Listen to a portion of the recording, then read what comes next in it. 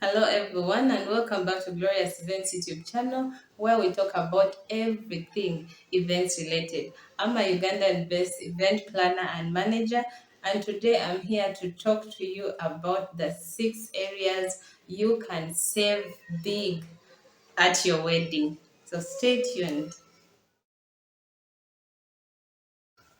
The first area you can save from is from having venues or locations that are all inclusive. What I mean here is when you're sourcing for venues, try to look for those venues that offer many things in the package. There are venues that offer chairs, tables, tents, catering in the package. Like you pay, let's say, 50 to 70,000 per person, that range, and you get all those things in that package. Some even have music system in the package. So in this way, you're saving from having to outsource all these other services if you can find an all-inclusive venue where you can get everything in one package, and maybe you just bring in one or two things, maybe just decoration and cake, and everything else you find at the venue. This will not only save you time, but it will also save you resources, because you'll find everything set up for you.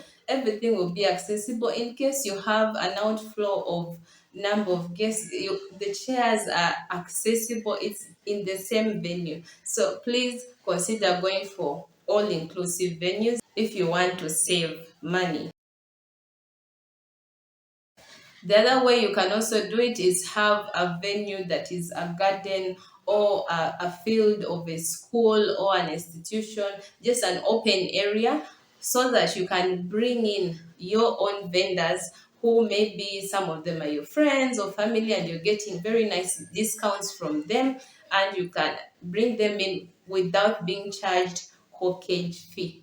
Because if you're in a hotel, anything you bring in, they'll charge you corkage fee, and that way you'll be increasing your budget. So we are here to look at areas we can save on our budget. So either do all inclusive venue, or do a garden and bring in your own vendors who you have sourced and gotten very nice discounts from. Or you can even have, if you have a garden, you can buy the food items, because food is like the biggest budget item, food and decor. So you can buy the food items and then just pay for the caterers to cook and serve the food. So they will actually not be charging you per plate or counting the numbers. It will just depend on the amount that you bought. They will serve until it's done.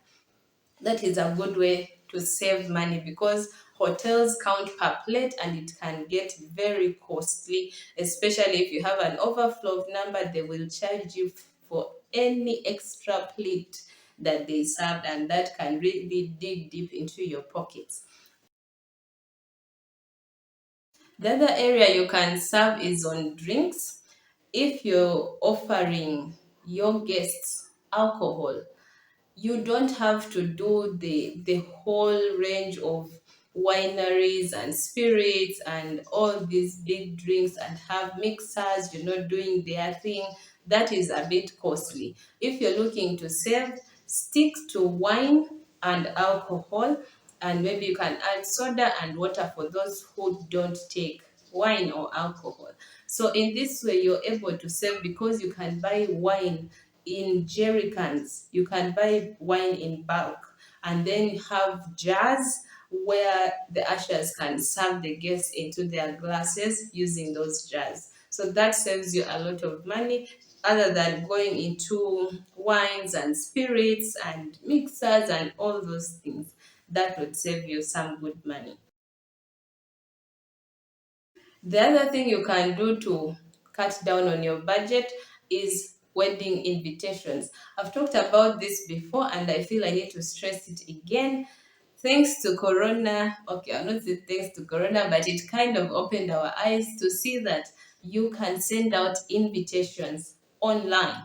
You can do invitation cards. Most people are on social media, so you can send out invitation cards online to your guests, and just print a few for your parents and elders. So that cuts down big time on your wedding budget cost. Because if you want to print cards for everyone and then deliver to everyone, that is a lot of time and a lot of money used in transportation to deliver these cards to these people. And most people would actually want you to deliver the cards yourself.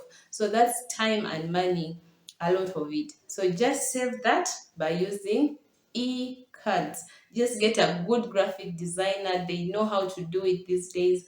You will have a beautiful card and your guests can RSVP online too. The other area you can save up on is by picking a weekday for your wedding.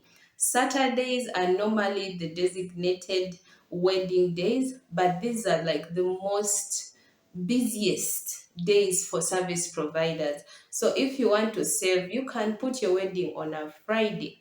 You can put your wedding on a Thursday. You can put your wedding on a Wednesday. You can put your wedding on a Sunday. These are days where service providers are not as booked or as busy as on Saturdays. So, for example, if you go to a service provider and your wedding is on a Friday or a Wednesday, high chances are that you will get discounts. You will get good big discounts because you're not competing with any other client, or it's not really their peak day. So you have enough attention, enough time, enough resources from the service provider because these are not really their busy days. And also, it will be unique, and hopefully your guests are not have the time to attend on a weekday. I know most people fear weekdays because kind of you're competing with work and someone cannot put off work because I mean, and you get me. The last area you can save up on is by doing it yourself. DIY. Yes, you can DIY, but I wouldn't advise you to DIY everything because you will kill yourself. you you you will literally be so stressed out and so tired to enjoy your day. So if you're doing it yourself, at least do 40% of the work and 60% of it hire experts to do what they do best. So you can decide to maybe DIY your invitation cards, DIY parts of your decor, maybe the centerpieces, maybe that the signage as people are walking in. You can decide to DIY your changing dress and hire the gown. You can decide to DIY your hair and hire someone to do your makeup. Just look at areas that will not overstress you. These should be areas you're actually passionate in or you're good at. If you're if you're artistic and you're good at creating things, you can DIY some of your centerpieces for your tables. If you're good at design, you can DIY your invitation card. If you're good at hair, like the one I'm wearing from Primer Bloom Wigs, she does very nice, very beautiful wigs. They are very soft, very light on the head. I really love this wig I got from Primer Bloom Wigs. You can check them out on Instagram or Facebook. So I'm imagining if Primer was having her wedding, she can totally do her hair. She doesn't need to pay an expert to do her hair because she's a pro when it comes to everything hair related.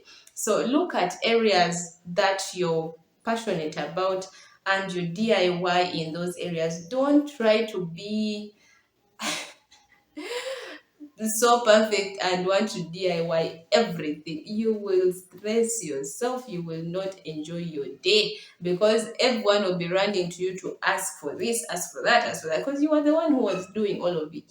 So just know where you can stop. That's why I said 40-60. DIY 40% of the work and leave the 60% to the experts to do what they do best. Hire people who are experts in these areas to do the work and pay them so that you can sit back and enjoy your day. So these are the wedding budget saving tips I wanted to share with you, where you can cut down some money and manage your budget better. I hope this has been helpful. Till next time, bye.